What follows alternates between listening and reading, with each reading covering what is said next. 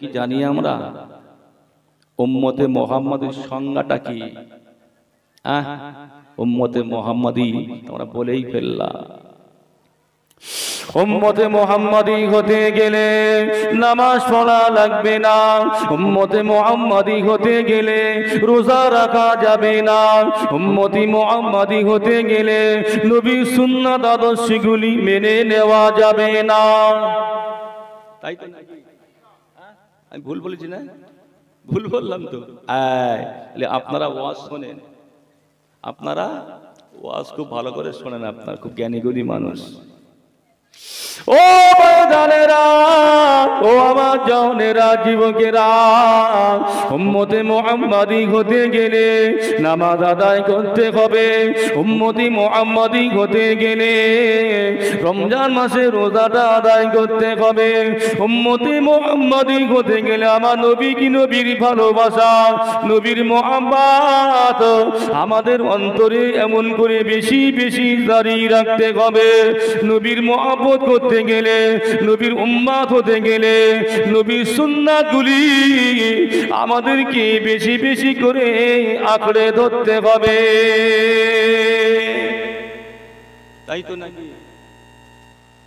নবীর উম্মত হতে গেলে নবীর সুন্নাতগুলি আমাদের উপরে, আমাদের মাঝে বেশি বেশি করে জারি থাকতে হবে। মাথায় টুপি দেওয়া কি কথা বলেন?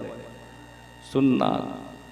অনেক দেখি মাথায় যদি কেউ টুপি দিয়ে ঘোরে তো অল্প দিন সবের মাথায় টুপি দিয়েছে, আমরা অনেক ঠাট্টা করি, ফসকে মৌলবি বেরিয়েছে, ফসকে মৌলবি, ওই মাথা টুপি দিয়ে ঘুরছে। কি গো, ইমান থাকবে? ইমান থাকবে? টুপিটা কার? নবীর সুন্নাত তো। নবীর সুন্নাতকে অবজ্ঞা করলে ইমান থাকবে কি? এই দাড়ি কার? অল্প দিন নামাজ পড়ে দাড়ি রেখেছে, এখন বলছে এই দেখ চুটুক দাড়ি শয়তানের ধাড়ি। অনেক বলে না অনেকে, চুটুক দাড়ি শয়তানের ধাড়ি। ইমান থাকবে না। দাড়িটা ছিল কার? দাড়িটা কে রেখেছিলেন? নবীর তো নাকি?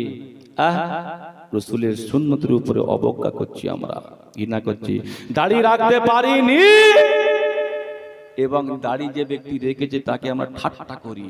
খবরদার করবেন না, তাকে আর উৎসাহ দিন যে বাবা সত্যি দাড়িটা রেখেছে, খুব ভালো লাগছে, আমি রাখতে পারিনি, আমি চেষ্টা করছি। এ কথাটা হয় না? ঠাট্টা। আমার ভাইয়েরা, আমার জওয়ানেরা, যুবকেরা, অল্প সময় বলে আমি বিক্ষিপ্তভাবে বিভিন্ন দিক থেকে আমি একটু একটু একটু করে আপনাদের কাছে আলোচনা রাখলাম, টাচ করলাম। আল্লাহ আমাদের সকলকে কবুল করেন, বলেন আমিন। বলার শোনা অপেক্ষা বেশি বেশি আমল করার তৌফিক দিন, বলুন সকলে আল্লাহুম্মা আমিন। ছোট্ট একটু কি আমাকে ছোট দোয়া করে আযান হবে, আযানের পরে নামাজ হবে, তারাবি। আজকে তো আবার তারাবি নামাজ আছে, সময় লাগবে। প্রত্যেকে তারাবি নামাজ পড়ে আবার ওলামায়ে কেরামগণ আসবেন, ওয়াজ নসিহত করবেন, প্রত্যেকে চলে আসবেন। আসুন সকলে দাঁড়িয়ে একটু সালাতু সালাম পড়ে নিন, ইয়া নবী।